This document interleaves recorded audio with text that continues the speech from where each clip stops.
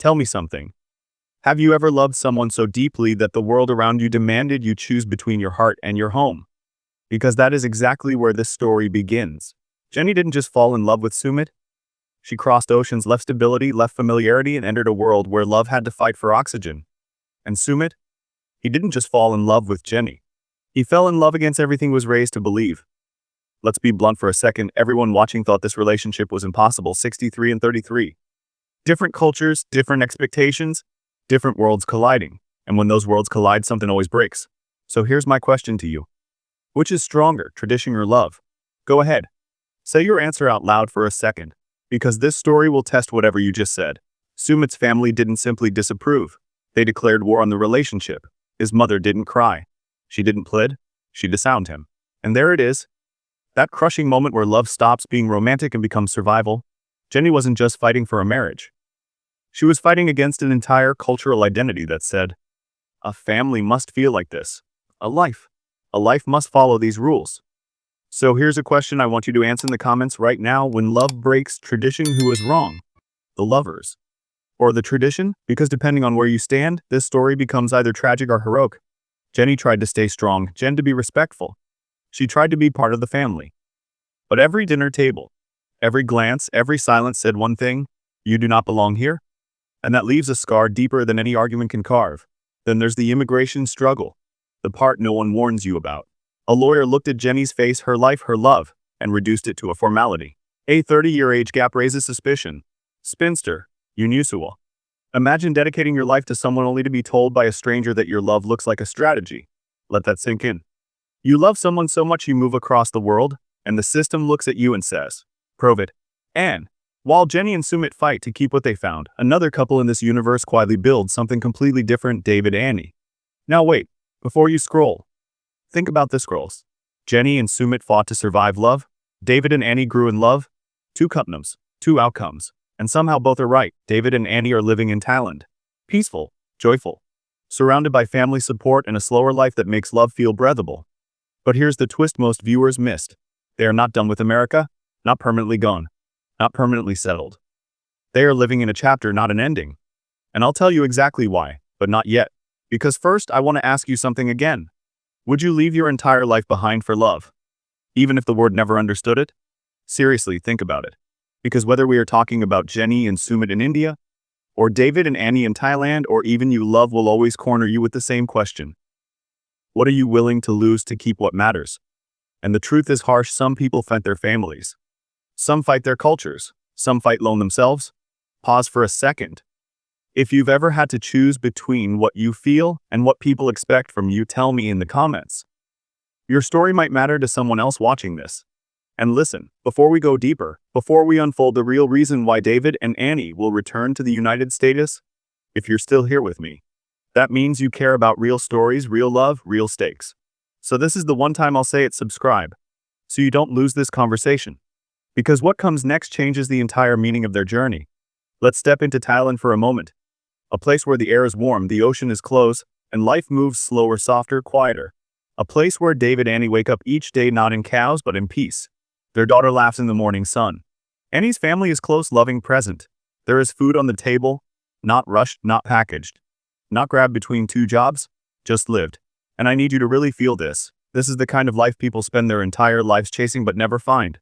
Yet even here, under the calm skies and soft air, there is something else moving beneath the surface. Not conflict, not argument, a pull. A quiet gravity calling David back to the United States. And it's not money, not comfort, not even routine. It's something more emotional. Something heavier than oceans and passports and relocation papers. Family. Because while Annie has her family here, David still has someone waiting for him on the other side of the world. His son Jacob. And it's not just any reunions. It's not holiday casual visit. It is a wedding. And here's where this story gets real. A father may move far, but he never stops being a father. Now tell me honestly, if you were him, could you stay away when your child begins a new life? Answer in the comments. Would you return for child's wedding, even if your whole new life was somewhere else? Because Annie and David are not choosing between countries. They are choosing between chapters. And chapters don't erase one another. They stack. 6 months ago, David wrote something online. Something so simple that most people scrolled past it. But to anyone who understands families, it was loud. He said he was proud. He said he was excited. He said he couldn't wait. And that matters, because excitement is a promise. And promises are the real anchor of relationships. Now let's talk about something most viewers never think about. When a couple moves to another country, people assume they're choosing that country forever. But sometimes people leave because they need time. Time to grow, time to heal, time to understand themselves again. David and Annie didn't run away. They didn't escape. They paused, they created space, and you can see it in every picture Annie posts. Her sister holding the baby. Her mother watching over the garden. The ocean quietly washing the shoreline in the background. This life in Thailand is not a retreat, it's a reset. But resets are not endings. So here's where the tension begins to tighten, and David and Annie built a life in Thailand that feels solid. A home near the ocean, a family support network, a daughter who will grow up hearing 2 languages, knowing 2 cultures, belonging to both worlds at once. But belonging to 2 worlds means you can never stay in just one forever. And that's the truth no one says out loud. So let's pull this into focus. Jenny and Sumit fought to hold on to love. David and Annie are learning how to balance love. But the question returns like a clock ticking. Can love exist in 2 places at once? Listen, let's be human for a second. Have you ever had to split your life between people you care about? Maybe one parent vs another. Maybe your partner vs your friends. Maybe your dreams vs your responsibilities? If yes, say, I know this feeling. The comments. You're not alone here, because love is not always soft. Sometimes love is choosing who gets which piece of you. And for David, here is the truth. He loves Annie's family. But he misses his son. He loves the quiet ocean life. But part of him misses the American rhythm. He loves where he is, but he remembers where he came from. And that is not conflict. That is being human. But here's where everything tightens even more. Their daughter has dual citizenship, which means she grows up with choice, with doors open instead of closed. This is not accidental. This is strategy, and not the kind with money, the kind with future. And future always leads somewhere. So here's what I want you to think about when the wedding comes. And yes, David will return for it. What happens after the ceremony? Does the family come back to Thailand? Do they stay in the US? Do they move back and forth? Does the daughter grow up bilingual and borderless? Or does something happen that changes everything? Tell me in the comments. If you had a child with access to 2 lives, which world would you choose for them? Peace or opportunity? Roots or wings? There is no easy answer here. But we are just beginning. The wedding didn't just bring David back to the United States. It brought back something he didn't expect: memory. Not the soft kind. The kind that hits like a door you thought you closed, reopening on its own.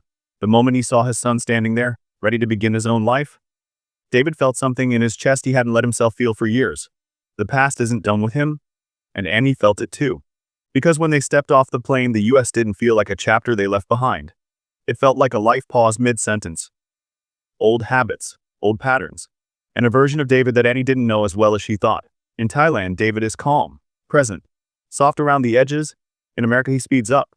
His voice gets louder, his eyes move faster. There is pressure here, a history here, a weight here, and Annie noticed. She didn't say anything at first. She simply watched how his laugh changed, how his shoulders tensed, how he started talking like someone who used to lose himself trying to be enough for everyone except himself. And slowly, silently, the question formed between them. If we stay here, who do you become? Because love isn't just about being together. Love is about who we are when we are with each other.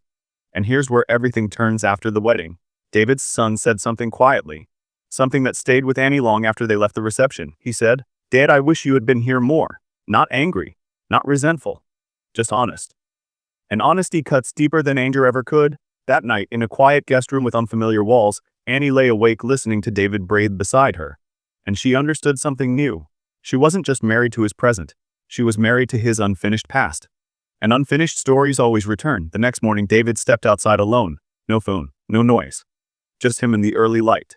He looked at the street he used to drive every day. The houses, the sidewalks, the same air he used to breathe before his life unraveled and rebuilt itself. And it hit him. He didn't leave America because he hated. He left because he couldn't carry everything it reminded him of. But now, he wasn't the man who ran anymore. He had changed. He had healed. So had grown. So he asked himself a question no one ever wants to speak aloud. Am I ready to return, or is returning just another way of going backward? And the answer didn't come. Not that the next. Not after the flight back to Thailand. Not even months later. Because some questions don't have answers, some answers have to happen. So the life in Thailand continued, but with a new awareness.